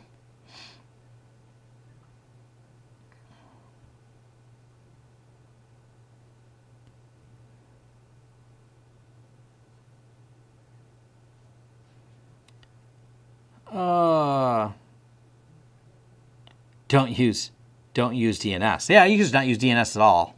There's a different idea altogether.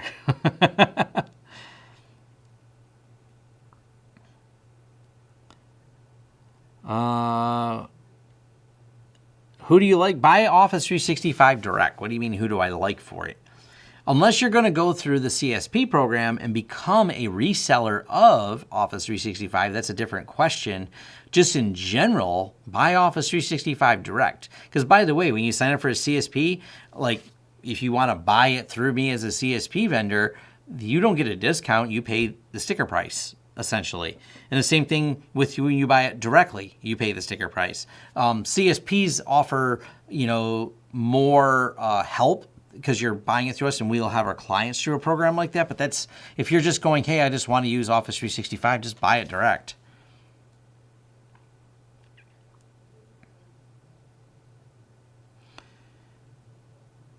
We don't do much with the MDM. Usually our clients, the nature of what we've been doing, MDM hasn't been an issue, because they usually just buy them a laptop and buy them a computer that they dedicate for homework. So if the work from home people have a dedicated device for it, so it's not like they have to manage it separately, because it's not a BYOD situation. So.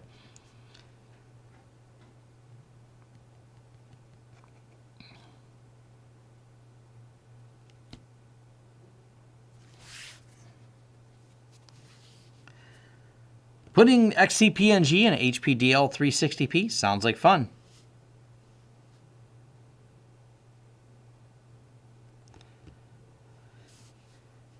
Please tell me all this is going in your garage. Or do you have a new office to put this in, Riley? That's what I want to know. Are we building this out in the garage? That's the real question. Make a blog post about it. You'll do a good write-up on it. You do good write-ups on things, so yeah. Oh, you got a house. Well, it's okay. I can go on a house, too. That's fine.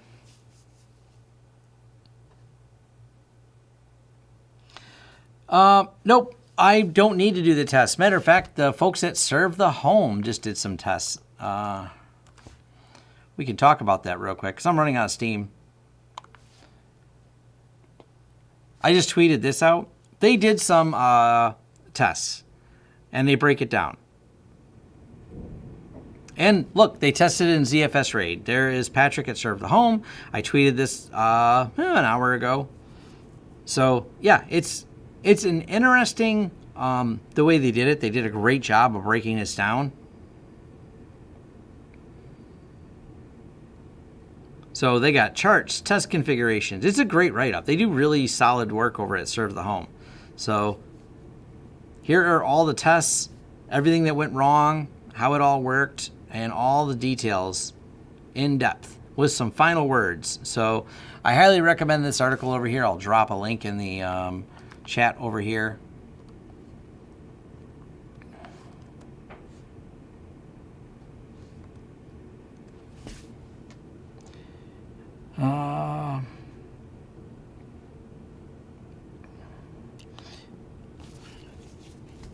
We don't really use the testing platform for the IT Pro TV. We just use it as a training platform. Yes, we like it. That's why we use it.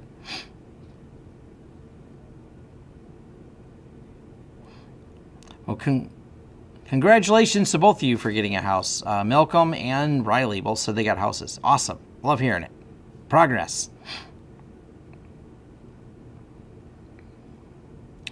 Nextcloud with only Office? Not at all.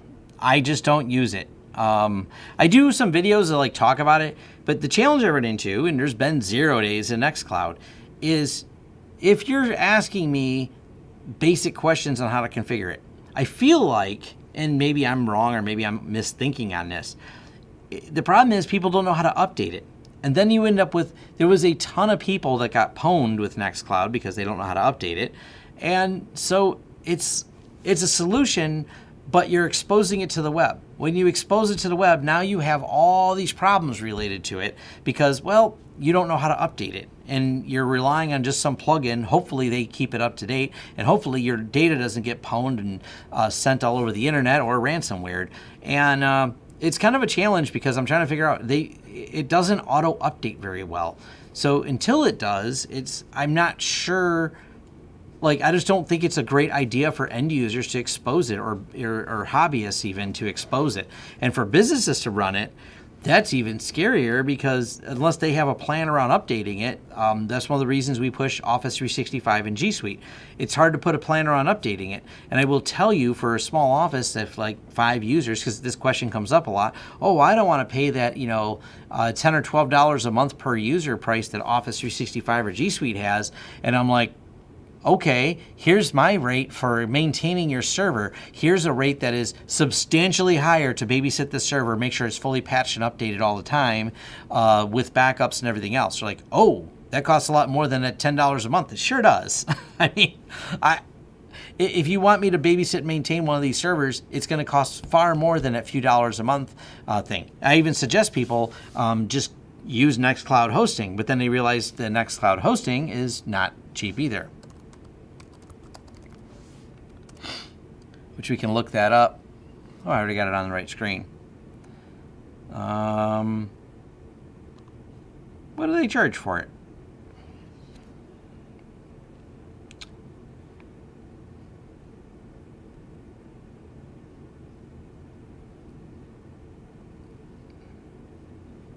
It's a cool product, but if you're not thinking about it,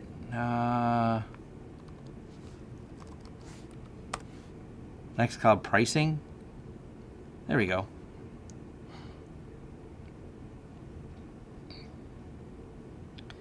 So is this monthly?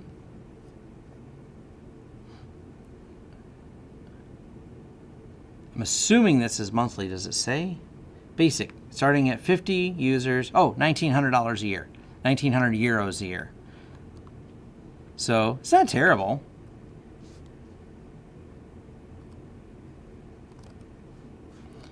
So, but that's for 50 users. So what does that cost per user? So yeah, $3 per user per month. It's not terrible. Did I do the math right?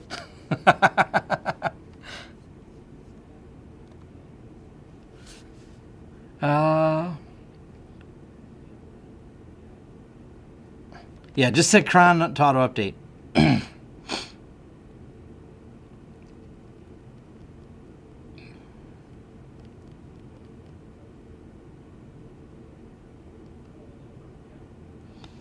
Let's see.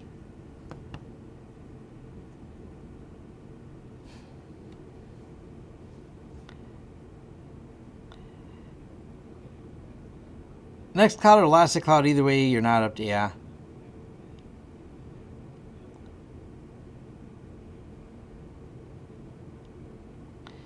I mean, if you want to build Nextcloud and hide it behind a VPN, that's great. But that usually breaks the shareability. There's a reason, me, as a person who knows how to set up Nextcloud, I did play with it a while ago in the earlier days. I started with OwnCloud, and I forked it. I went to Nextcloud. I ran it for some personal stuff for a while, and I just said, I don't feel like maintaining this. This feels like a security risk. And I moved it all so it was never exposed. It was just personal documents. It wasn't anything that was really, it was really a bunch of BS more than anything else. Notes I keep on projects and things like that, no passwords or social security numbers, nothing real exciting. But I just don't want to maintain it. So we, even at this company, you can look it up. We use G Suite here at Lawrence Systems. We buy G Suite because when I have to collaborate on a project with someone, you know how quick it is to just build a spreadsheet and share it and not have to worry about updating and things like that with external security. It's just kind of easy. So, nope, no new developments on Keybase. It's just chilling out.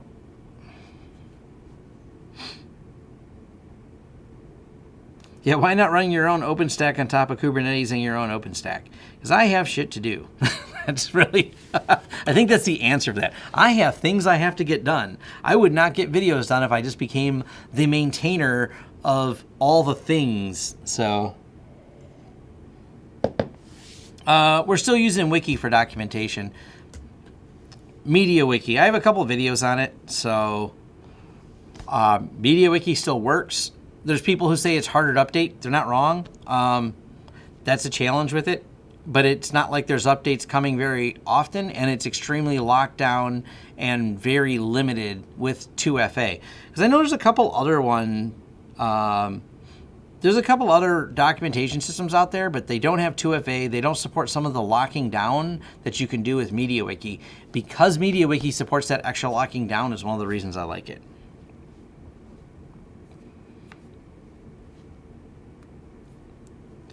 Does Bookstack support 2FA? I've seen people talk about Bookstack. I've never used it. I don't have an answer, but I'm going to Google it. So, Bookstack 2FA.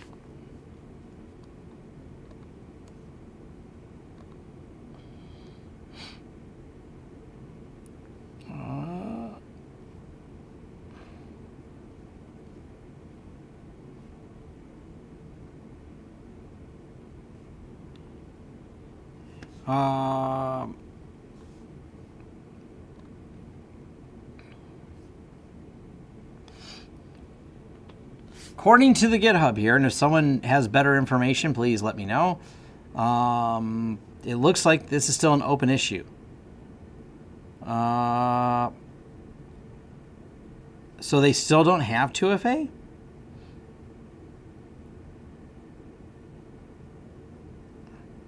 It doesn't look like they have 2FA. So this is feature request 2FA implementation. That's a hang up for me. Even though it's an internal thing, I like the fact that you can't just get username and password. I like 2FA on it because it has documentation, which is, yeah, it's, you know, there's very important things in that documentation.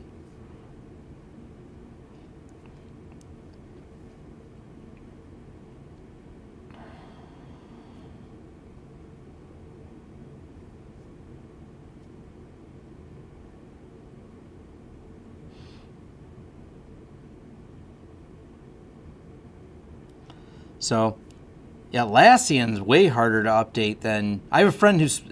part of his job function is running around updating Atlassian for other people. So, yeah.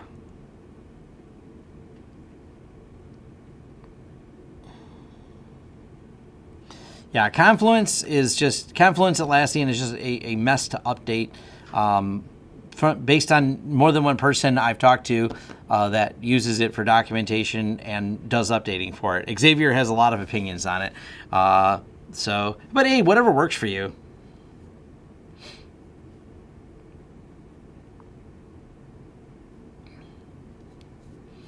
I don't know why the person's asking about pfSense. I'm going to block them if they just... Yeah. They're like, do you know pfSense? If you Google pfSense, my name comes up.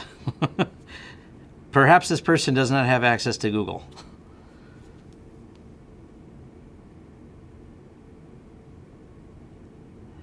How do you do 2FA? Besides MediaWiki, there's a 2FA plugin for MediaWiki. It's got a standard TOTP plugin.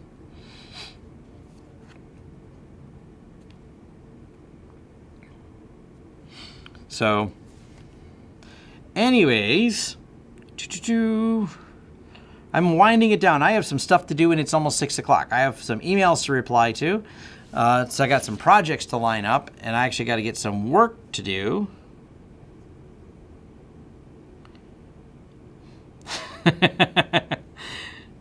A Raspberry Pi weed vape. Now, that's funny.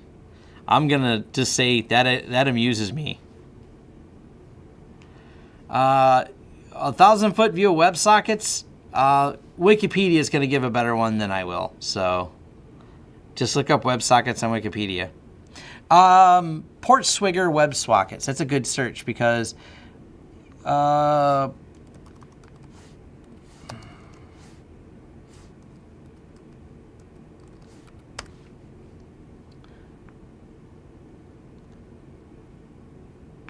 there are a series of articles over here on portswigger.net for WebSockets, so you can do some further reading.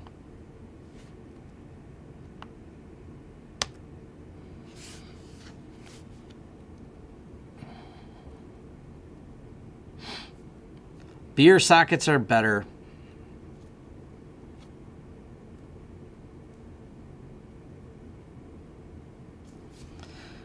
How they got hacked? I got to confirm with Xavier.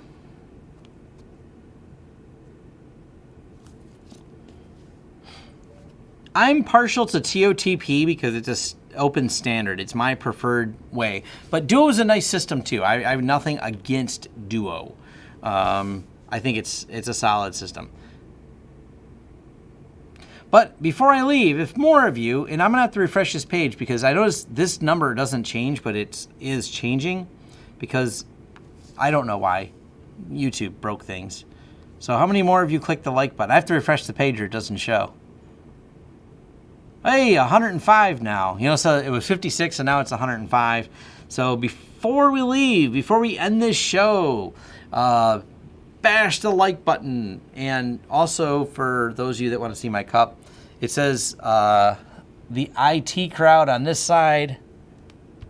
And of course they're famous. Have you tried turning it on and off again? It's how I install, this is how I install Java every morning. With the same cup. There's a lot of flavor in this cup. You don't wash it, you just keep putting more coffee in it. How they got hacked? Because they expose shares on the internet. Yeah. No, it's always because they keep opening up Elastic servers. That's what breaks everything. Like me and Xavier laughed that we finally had an episode where we didn't cover an Elastic server accidentally exposing to the internet all their data, an insecure configuration of Elastic. So, seasoned like a cast iron skillet. Yes.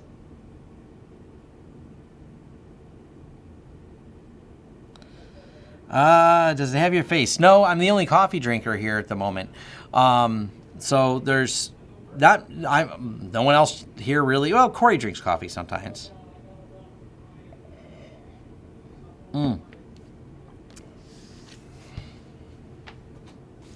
Matter of fact, I see someone knows the 911 thing for this. So funny.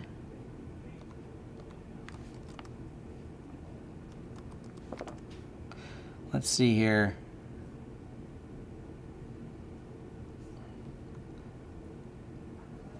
This was one of my favorite episodes. Is the new 911 thing. Actually, I think we put it in YouTube as well.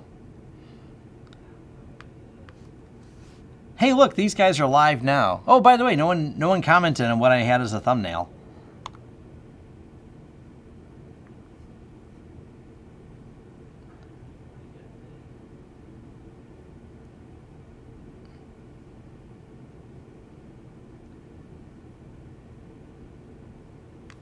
There we go.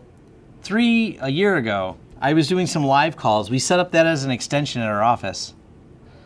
So that extension doesn't exist anymore at my office, but when it did, it was funny.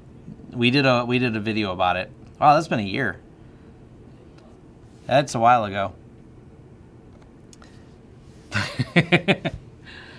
L480 ThinkPad.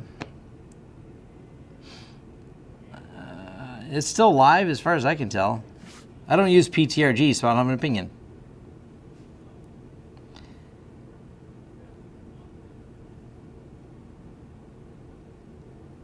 You have to go with the chipset, not a card for PF cents for crypto.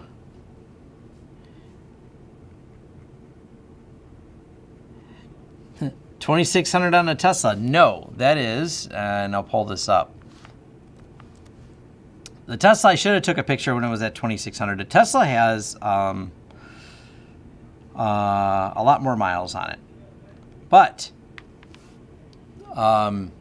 this is actually my motorcycle. And I just laughed because this is not the odometer, but the trip. And the trip thing is at 2,600 miles, which I change the oil usually at 2,500 miles. And I was just, I was, doing other things, so I didn't change the oil.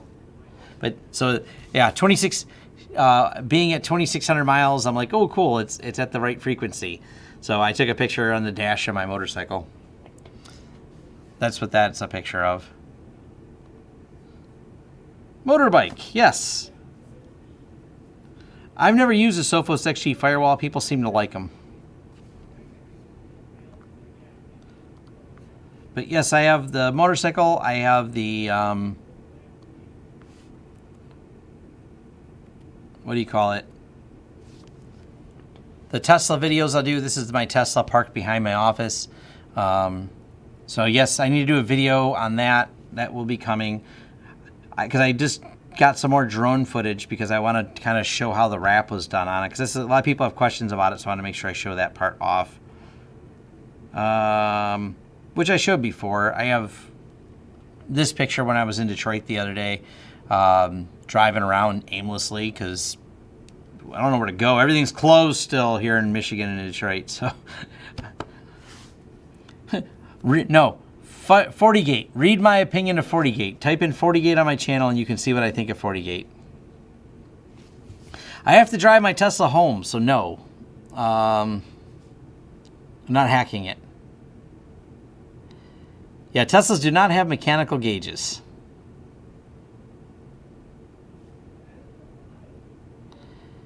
I'm not, wrap your door jams. Oh, everything's, my Tesla's wrapped. I even have the center console wrapped, so.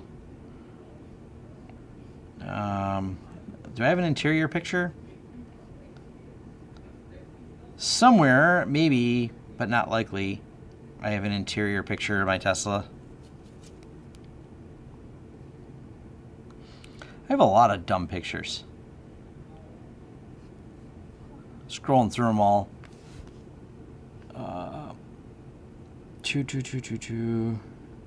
I guess I don't have an interior picture. Somewhere there's one, but I don't know where. Wait, is this an on-site picture that I can share? Kind of. No, can't share that one. Nope, nope, nope, nope. None of that either. I don't have a dash picture. Oh well. Thought I had some pictures of the interior. I wrapped the interior, I wrapped the center console, I wrapped the edges of the car. Everything's wrapped. Nah. All right. Back to the top of whatever it is I'm doing here. Doot. Oh, I think I did this one this morning. I can't. If I play sound, I'll get a copyright notice, so I'll not play sound. The Tesla was blinking at me.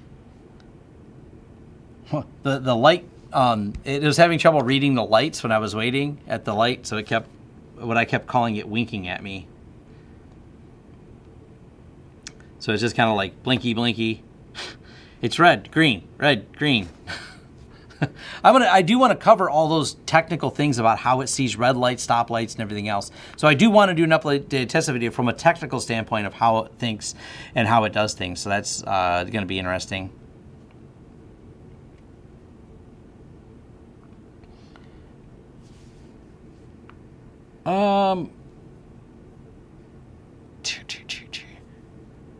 I like pfSense better than Fortinet. How's that? So, anyways, thank you for everyone for smashing the like button. I'm going to refresh the page again to see just how many smashes there were. Do we have a lot of smashes on the like button? Come on, refresh the page.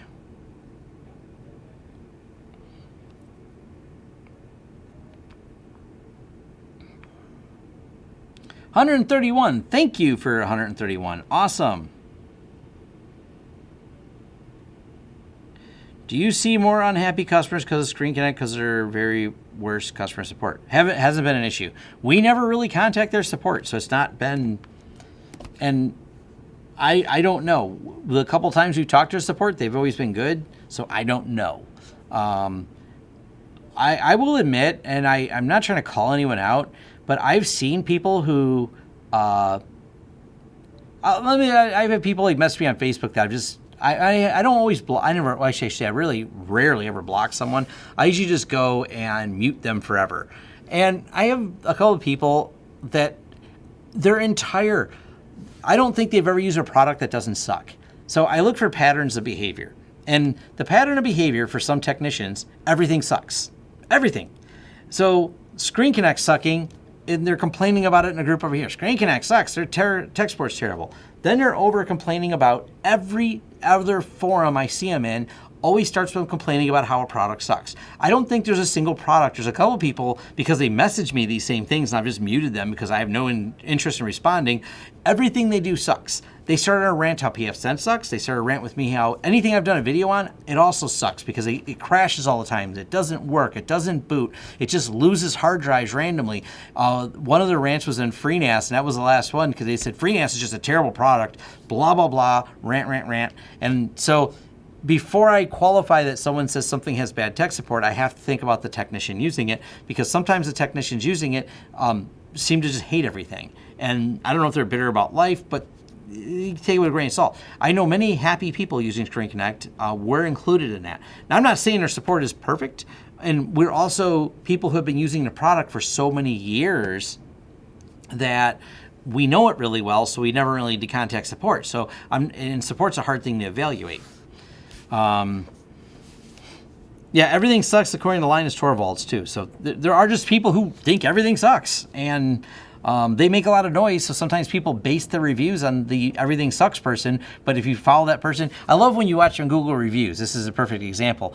You'll see someone leave a bad review. You're like, oh, what about that's a bad review? Oh, that's pretty much all they use Google for is bad reviews. Or people who I can only surmise, I'm not an expert, but may have some mental health issues based on their posts. That's what they use Yelp for. And Yelp, there is the most insane people on Yelp. I love the South Park episode on Yelp because I think it so describes the most nutty people we have found on Yelp. And I know so many people on restaurants, they can't stand Yelp because there'll always be that one person. And then Yelp gives crazy people who post a lot, they give them more clout to post more. So they just run around ranting about every restaurant they've ever went to and how awful everything was.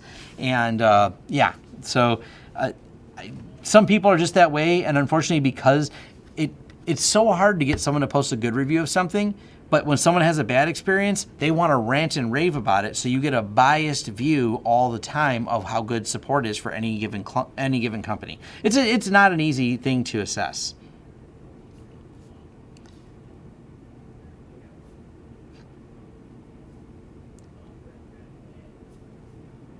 Yeah. Yelp can die awful. Yelp can just go away and I wouldn't miss it. Yelp screwed up my account years ago. I wonder if they approved this. I uploaded my profile picture and it kept taking it down. As they hate us on Yelp. That was my profile picture. They didn't like that at all.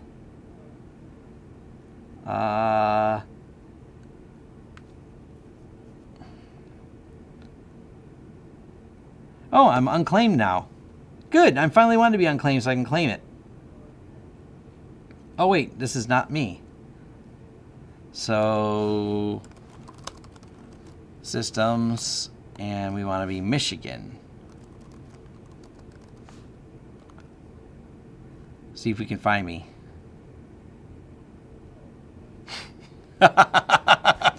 People hate us on Yelp. I'm so happy they finally approved it. This makes me super happy.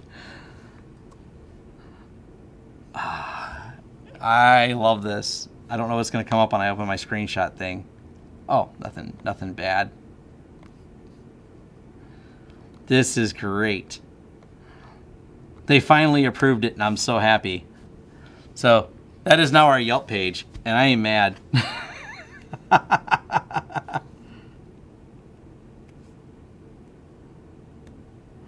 Yeah, it's just funny. People hate us on Yelp. That's the sticker. I so despise Yelp. They're such an awful, awful company. I don't like doing rant videos. I thought about doing why I should do Yelp ranting, so.